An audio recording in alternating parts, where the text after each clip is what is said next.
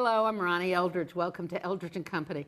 I was so pleased to hear that my friend Lola Finkelstein had recently been honored by two very different organizations. It was the public acknowledgement she rightly deserves. Her work epitomizes what social scientists call civic engagement. For more than 30 years, this elegant woman has negotiated, protected, developed, and enriched the life of her community and the civic life of the city. She's my guest today. Ronnie, welcome. Thank you very, very You're much. very That's welcome. very generous, Ronnie. Oh, come on. When I say 30 years, do we date it to your first appointment to the community board? I think it may be a little earlier than that, because when I first moved to New York, to Manhattan, we had lived in Great Neck, and then we moved to Manhattan, and I thought I had landed in paradise. Everything was so beautiful, wonderful, convenient, easy, except that I would walk very early in the morning, and outside of my building, there would always be garbage. Garbage that had been left by garbage collectors. And I asked the building manager what we could do about it, and he said he'd been calling many people. And so I took some Polaroid pictures of it and asked a friend of mine where I should send them. And she suggested that I send them to the borough president, which I did. And then I got a phone call from the borough president's office from Maggie Payton asking me to come in and discuss this. And they said to me, why don't you join us instead of fighting us? I said, well, how do you do that? Well, you should go to your local community board. And so I went to the first meeting that I ever attended of a community board. And Dan Biederman, who's now the head of the Bryant Park Corporation and 34th Street Partnership, was the chair of the board at that time. And I listened to the discussion they were having, which was about the Bonwateller site on the corner of 56th Street and Fifth Avenue. And Donald Trump was proposing, I guess, what would have been the first of those big glass towers. And there were people there arguing for it and against it. And Donald Trump was saying that the site was underutilized. And before I knew it, the community board was voting, and they were voting to approve a building that exists today. And that was my first experience at a community board. And then I didn't apply to join it yet. I went to another meeting at which I met a friend of yours, Brenda Levin, and she was talking in a language I absolutely had no idea what it was about.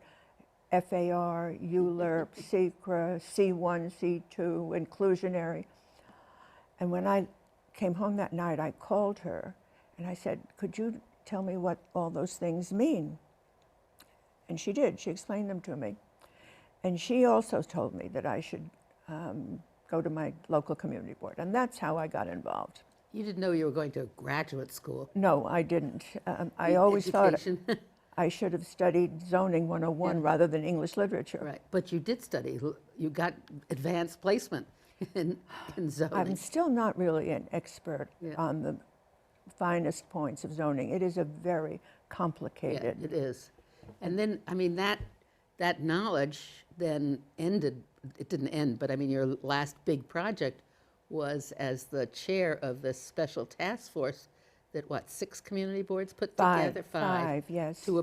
To work on and eventually oppose Mayor Bloomberg's plans to develop East Midtown. It didn't start as In opposition, not no. at all, because when Vicky Barbero, who is the chair of Board 5, asked me if I would work on this task force, I was very excited because I live in East Midtown, and I thought what a wonderful opportunity it was going to be to improve the congested streets and the difficult access to transit.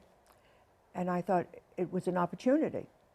It was only as we got into the details of it that I realized that it was a flawed proposal. And why was it flawed? Too much?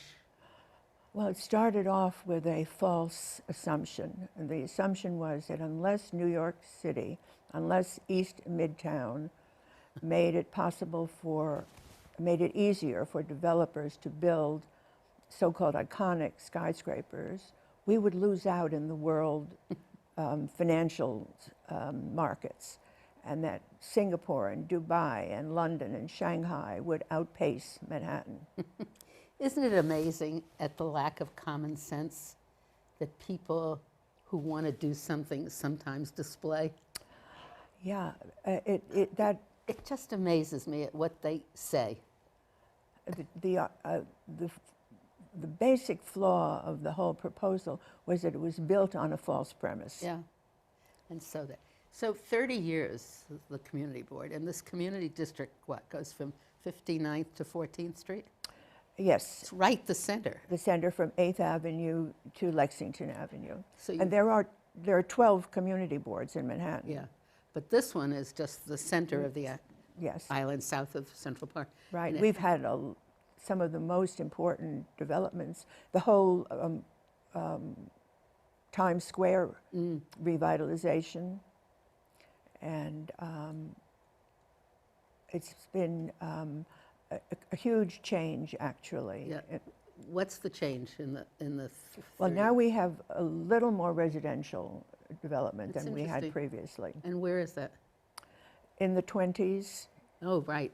You've Yeah. got part of, right. it's not really Chelsea, or is it called Chelsea where you are? No, it isn't. It's still called, it's Murray- Midtown South. Midtown South. And then you have Murray Hill, a little bit, A little bit of Murray Hill, right. right? And then down to 14th Street, which has also had lots of Exactly, development. right. So you've got parks. Well, we Wonderful have Madison Square Park, we have Bryant Park, Union Square Park, and we do share part of Central Park. Yeah.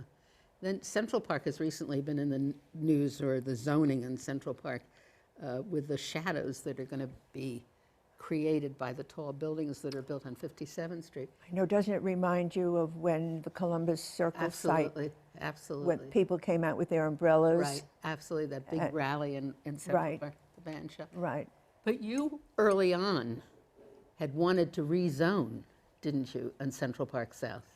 Or something Yeah, like that. quite a long time ago. I can't remember exactly the year. We wanted to do a study of 57th Street, and that was never done. Should have been done. It should have been done. 57th Street is I now going to know. become incredibly, what, crowded, dense, what? It's 57th Street has lost the character that it once had. The latest tragedy, if you maybe that's overstating it, is the loss of the Rizzoli building. That was such a We had beautiful- asked for that to be landmarked about 7 years ago, and it was never calendared. And landmarking protects its existence then. So one of the organizations that honored you recently, and I understand another one is going to, are landmarks groups. Well, because part of the reason I think that I've become more involved in preservation was that in East Midtown there are many buildings that were worthy of being protected, and the proposal didn't take into consideration the need for that kind of protection. But all through the years on the community board, you know, we did Save the Theaters, Save the Band Shell, Save Hell's Kitchen. The community board has been very, very involved in preservation. And because it's a community, you don't, I mean, when the Bloomberg administration wants to change everything, you don't need to change everything. You want to keep some of the character and the Oh, and the well, you know, difference. it takes a very short time to demolish, but it's a lifetime of regret when we lose these valuable resources. The community boards don't only pay attention to land use issues. No, no, we do oversight on all of the delivery of city services, budget analysis and budget priorities, responding to constituents' complaints. Well, 311 has taken away a lot of the direct complaining that we used to get. And you know, bids have really Business improvement district. business improvement districts, in which we have many in our district, has also affected the membership on community boards. Because when I first joined Community Board 5, Bill Rudin was a member, Joe Rose was a member, Jennifer Rabb was a member, the late wonderful Liz Berger was a member. Now all of the people of that caliber seem to go on to bids. But we do get very interested and ambitious in a certain way to learn about the city, young people on the community board. It's a wonderful but way. they don't have those same vested interests. It's a wonderful way to learn about what goes into it Absolutely, and how agencies absolutely. work. It's the only budget really process. basic involvement that you can have in your city government. And it's, if we don't do it, It's the grassroots of yeah, city government. it is. And it's also an important safeguard for people who live here, to protect the interests of everybody And who live and work. And as you know, when you were a city council member, a close working relationship with your city council members really can help advance the interests of your community. Very. You got involved also in the Times Square Hotel in permanent housing for homeless people? That was an interesting story. The city had already decided that I believe the building was in a 7A administration position. And so the city had decided they were going to bifurcate the building. One half would be a youth hostel, and the other half would be a low, affordable hotel. And we didn't think much about it until one day Roseanne Haggerty came to the community board to present her idea, which was an alternative to the city's proposal. And we were so, I can only say, blown away by her vision for supportive housing for homeless people, because at that time, Times Square was not the Times Square it is today, and homelessness was a very prevalent problem on the streets of Times Square.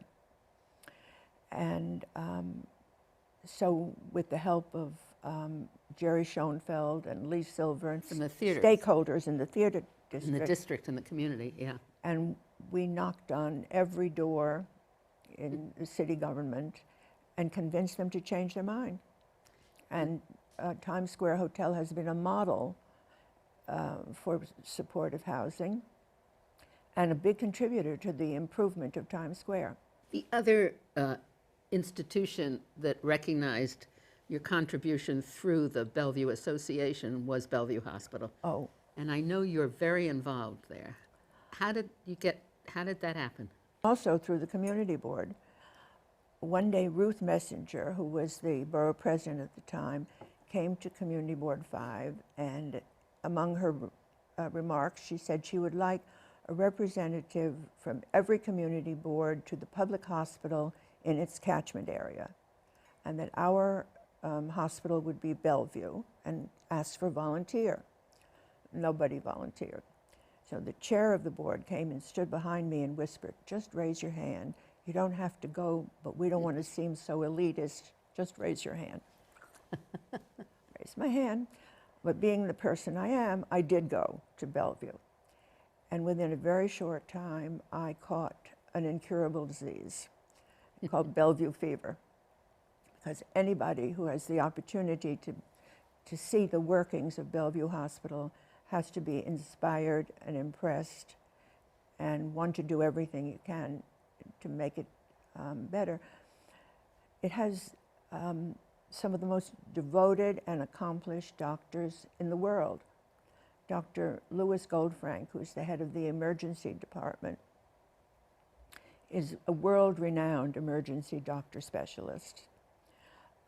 Dr. Bernard Dreyer is a pediatrician whose work has been recognized in many different countries as well as New York. I could go on. Dr. Alan Kellner, who does the Victims of Violence program, is an outstanding person. My focus lately has been primarily in the emergency department. And right now, with the mayor's emphasis on, I think it's called Vision Zero, reducing traffic accidents, we see at Bellevue so many unfortunate taxi cab accidents of people who were not wearing their seatbelts. Beautiful young women coming in with broken noses and broken cheekbones, all of which accidents are preventable. But how do we get people to really use the seatbelts in taxi cabs? If you sit in the front seat of a private car, the bell rings until you fasten your seatbelt. But there's nothing that really pushes you to fasten your seatbelt in the back of a taxi. And that's a project that we're beginning to look at and to see how we can work together with the Taxi and Limousine Commission, with fleet owners, to raise the consciousness and awareness of how urgent and important it is. When you say that, do you also include the community board in that? Well, I have spoken to the chairman of the Transportation Committee at the community board and asked him if he would put it on his agenda and see what they could do. Yes. Terrific. People have an impression of Bellevue that it's only poor people who go there. Tell me who goes. If you consider the President of the United States to be, well, I won't even go there. If the President of the United States is in New York and he has a medical emergency, it's Bellevue. On the days that the President is in New York, there is a direct telephone line between his staff and the hospital. Additionally, if you or I were hit by a car or had any other kind of trauma, if we didn't ask to be taken to Bellevue, we'd be making a big mistake. And by chance, Jill Abramson is the latest one who came out in an article in the New York Times talking about her accident and the extraordinary care that she got at Bellevue. We had an unfortunate, very sad thing in that my stepdaughter was taken to Bellevue and actually died at Bellevue, but had the most extraordinary care, absolutely, over a couple of days, and everything was done. But could I, as a Medicare patient, just select a doctor on the staff at Bellevue and go? Yes, you could.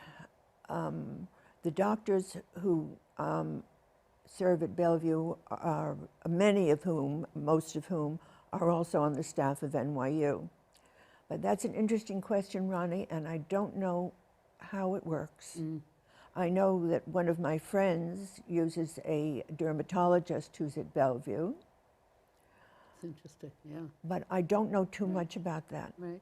But I'm going to know. All right, I'm sure of that. Is Bellevue connected to NYU? Bellevue is the teaching facility of NYU. Bellevue is one of the Health and Hospital Corporation's hospitals. Right. Medical students at NYU are trained at Bellevue. The doctors on the faculty at NYU also serve at Bellevue. I was involved in the evolution or creation of the child care center at Bellevue. Really? Yeah. The Loeb Child Care Yeah, Center? yeah. Really? Tell me. I was a big supporter of it when I was in the city council. And it's an extraordinary place, right? I'm the president of the Bellevue Association. There are two other Auxiliaries or whatever. auxiliaries. There's the Children of Bellevue, which is the one that was responsible for that program. That is a wonderful program. And they're also responsible for the Reach Out and Read program, which ties in so perfectly with Mayor de Blasio's emphasis on early childhood education. Because every child who comes for a clinic visit to Bellevue from the age of 1 month on is given a brand new book, and a volunteer will read that book to the child and probably to some of the parents who also can't read. And each time the child comes, they are given a new book. And that's our emphasis on literacy. And the child care center is basically for employees, isn't it? Yeah. Yes. Yes, it is. Yeah. It is. NYU doesn't have something like that. No. How no. many hospitals have something like that? I don't think very No, many. I think it's, I don't know think if it's there are only- any yeah. other. But it was really kind of amazing. And what does your auxiliary do? We are primarily political advocates and fundraisers. We were able to raise the money for the first MRI ever in a public hospital. We also raised the money for a birthing center, and we also built an auditorium in memory of Dr. Saul Farber, who was He was the dean of the great medical dean. school. Yes. Yes. Yeah, and He- an inspiring person. yeah, he was quite a person. So, how many years have you now been involved in that? At Bellevue, Yeah. I think about 20. And what other commitments did you make as a result of being on the community board? I did work with Roseanne Haggerty after the initial Times Square Hotel, because then she developed the Prince George Hotel. That's right. Where is that? That's in the 20s. That's in the 20s. 29th Street. Yeah. Now she's working in Brownsville. Interestingly, I think it was 2 weeks ago, the Times had a magazine article about Brownsville, which Brownsville is an area that needs a lot of help. She's an amazing person. She's an extraordinary person. I remember she was a recipient of the MacArthur. That's Genius Award. Yes, right. And then 2 other major awards after that. You know. What are the skills that you've developed as being as a result of all of this experience with the community board and civic participation? Well, I think the biggest one is that I can sit here and talk to you. Come on, you're doing a No, I'm wonderful not. job.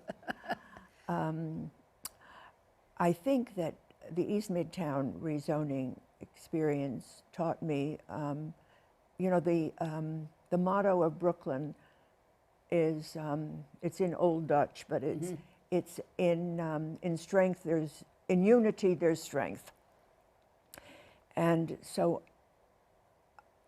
the opportunity to work with other community boards to find out what impact East Midtown zoning might have on their communities, and the opportunity to learn more about other communities, I think that was a great opportunity for learning for me.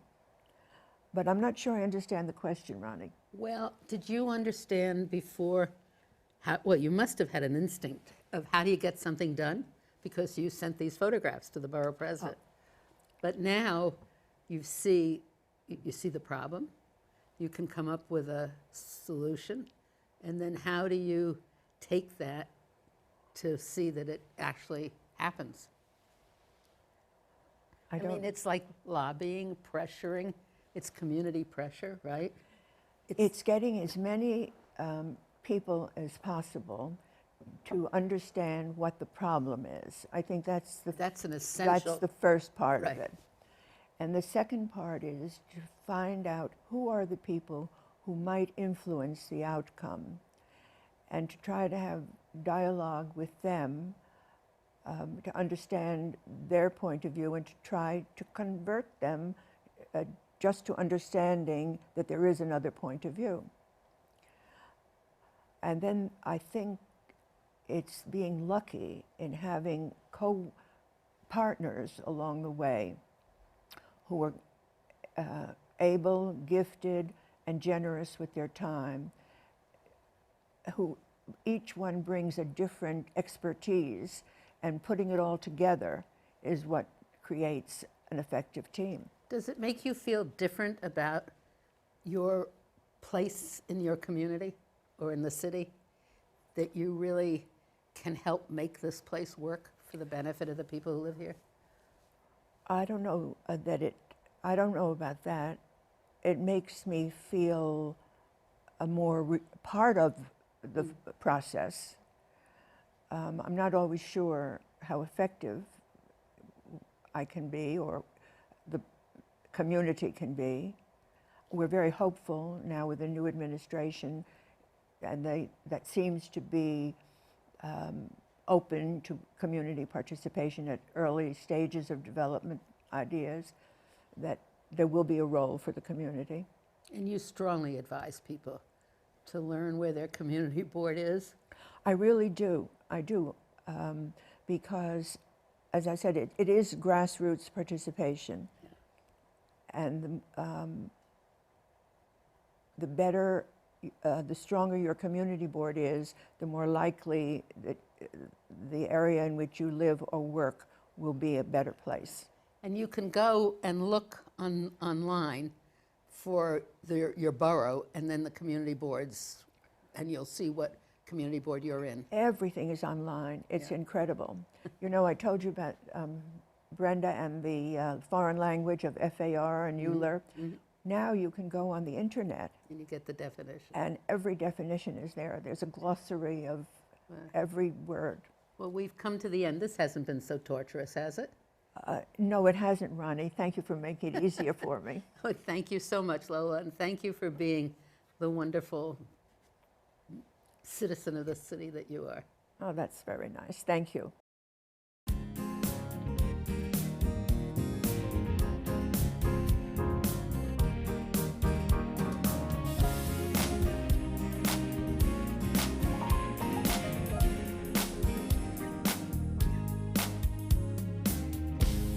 If there are any people you'd like to hear and topics you'd like us to explore, please let me know. You can write to me at CUNY TV, 365 Fifth Avenue, New York, New York, 10016, or you can go to the website at cuny.tv and click on Contact Us. I look forward to hearing from you.